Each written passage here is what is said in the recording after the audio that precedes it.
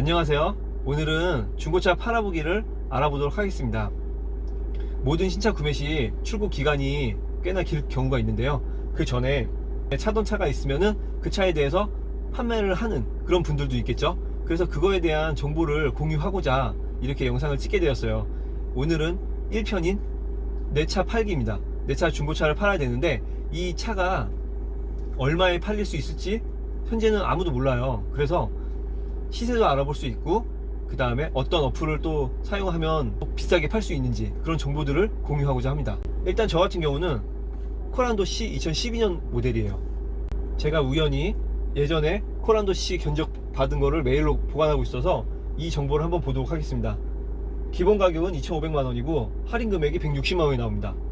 이거는 제가 중고차를 가지고 있어서 폐차하는 조건으로 할인을 받은 겁니다. 그리고 인도금이 2,300만원, 2,400만원 정도가 나오죠. 제가 산 가격은 서비스를 받아서 거의 한 2,400만원대에 샀다고 보시면 돼요. 그때 당시에도 할인을 아무리 받았어도 한 60만원 정도 받을 수가 있었습니다. 그래서 이 가격에 샀고, 트림은 클럽이 2륜 파크 모델입니다. 옵션은 앞좌석, 뒷좌석 열선이 들어가 있고요.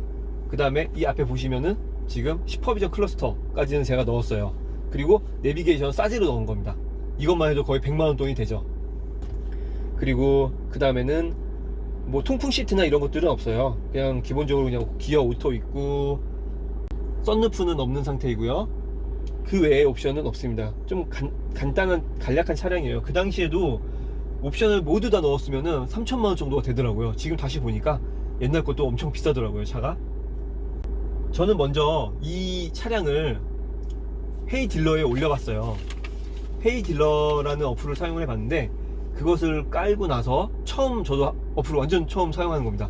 딜러 경매를 붙이는 그런 어플인데, 그런 어플들 중에 거의 1위인 어플인 것 같아서 그걸 한번 깔아서 사용을 해봤고, 처음에 차량 정보를 입력하고 내 차량 번호를 적으면은 이제 제가 보험 처리했던 내역도 바로 한 번에 뜹니다. 제 차량 같은 경우에는 사고가 1회 나가지고 그게 또 보험 이력에 바로 뜨더라고요. 제 와이프가 끌면서 다른 차량 받은 횟수도 있네요. 근데 그거는 수리 경력에는 나오지 않고 그냥 보험 경력에만 떴었던 내용이고요. 그 다음으로 필요한 게 사진을 5장 정도 준비를 미리 하세요. 그런 다음에 헤이딜러를 깔고 이제 올리실 때 사진을 편하게 바로 찍은 사진을 올리시면 되고, 그렇게 사진을 올렸더니 중요한 거는 대기 시간, 심사 시간이 9시간 정도 걸린다는 겁니다. 그래서 그런 것들을 염두에 두고 한번 하시고요. 그걸 올렸더니 대기자가 막 5,000명 정도 이렇게 나오더라고요. 그래서 한 6시 전에 9시에 올렸는데, 아침에 9시에 올렸는데 6시 직전에 심사가 끝나더라고요. 그래서 딜러들이 입찰을 합니다. 딜러들이 입찰을 해가지고 처음에 가격이 제게 660만원 정도가 나오고, 그 다음에는 막 500만원대도 나오고 그렇게 되더라고요. 제일 견적 순으로 해서 어플은 뜨는데, 이 창을 보시면은 첫 번째 700만원 부른 분이 있는데 이분은 거래량이 하나도 없어요. 그래서 믿을만하지 못한 것 같고, 갑자기 높은 금액이 나와서 좋았는데 별로 믿을만한 것 같지 않아서 연락은 안 하는 게 나을 것 같고, 두 번째 이분이 제일 좀 거래 건수도 있고 후기도 되게 좋아서 나중에 거래를 하게 되면 이분이랑 하면 되지 않을까라는 생각이 들었어요. 일단은 이분에게 연락을 안 하고, 저는 지금 차를 팔 시기가 아니기 때문에 일단 견적만 내어본 겁니다. 이때쯤 되면 또 제 차의 시세가 궁금해지죠. 그래서 SK 엔카에 들어가서 제 차를 12년식으로 검색을 합니다. 제 차 트림도 맞췄고요, 2륜으로 해서. 그래서 이제 창을 띄워봤더니 제가 헤이딜러에서 받았던 금액보다 더 많이 나오는 거예요. 이건 시세 가격이고 업체에서 판매하는 가격이기 때문에 더 비싸게 나올 수 있겠죠.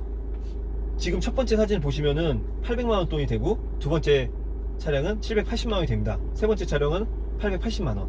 이거는 다 제가 옵션이 내비게이션이 순정으로 있거나 싸제로 달았을 경우에요. 저랑 완전히 같은 스펙입니다. 그리고 세 번째 차량 880만원은 좀 용감하게 올리신 것 같아요. 이분은 별 특징이 없어 보이는데 좀 많이 비싸게 올린 것 같습니다.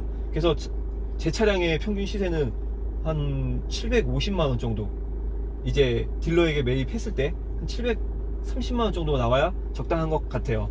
근데 헤이딜러에서 그렇게 낮게 나왔던 이유는 제가 사고도 당했고 감가상각을 당했기 때문에 그렇게 생각이 됩니다. 제가 사고 낸 건 아니지만 와이프가 사고가 나서 딴 차에 부딪혀가지고 뒤에 범퍼 눌린 자국도 있어요. 그것만 해도 20만원 정도가 날라갔을 거예요 아마. 그래서 가격이 그렇게 나온 것 같고요.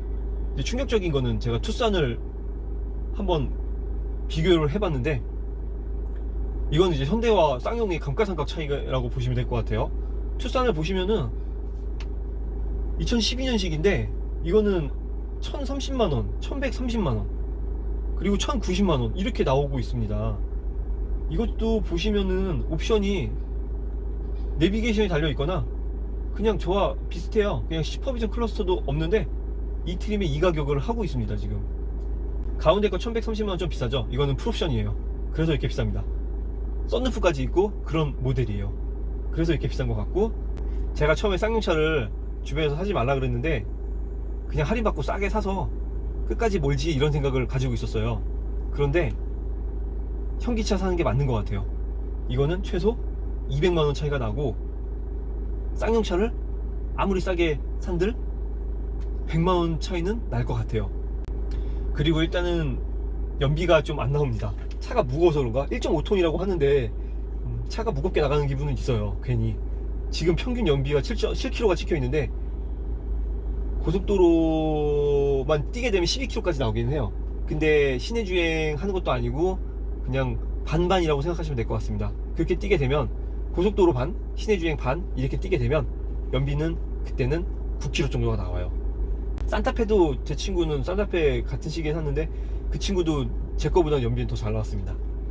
그렇게 해서 쌍용차가 뭐 나쁘다는 건 아니고요. 쌍용차를 사실 때는 그래도 할인을 좀 최대한 많이 받는 것을 추천드립니다. 나중에 감가상각은 분명히 현대 기아차보다는 떨어지는 부분이 있는 것 같습니다. 물론 현기는 그때 당시 저는 현기는 할인을 하나도 안 해서 좀 회피했었던 경향이 있었어요. 할인이 하나도 없다 보니까 쌍용차를 선택했던 거고, 쌍용차는 할인 행사를 많이 하기 때문에 그런 것들을 많이 이용해서 사시면 될 것 같습니다. 차체는 되게 튼튼해요. 문짝도 강성이 되게 두꺼운 것 같고, 문 닫힐 때도 느낌은 다르고, 어디 사고 났었어도 제가 부딪히고 그랬는데 그렇게 많이 깨진 부분은 없습니다. 그래서 쌍용차가 나쁘다는 건 아니고, 쌍용차도 가성비가 요즘에 훌륭하게 티볼리가 나오고 있기 때문에 티볼리 같은 건 사도 감가상각은 그렇게 심하지는 않을 거예요. 제가 샀던 거는 이제 준중형 SUV 급으로 들어가기 때문에 더 감가상각이 더 심했던 것 같습니다. 자, 오늘 중고차 파는 방법, 어플 확인 방법, 그 다음에 중고차 시내 조회 방법, 그리고 쌍용차에 대한 의견, 제 의견 이렇게 알려드렸습니다.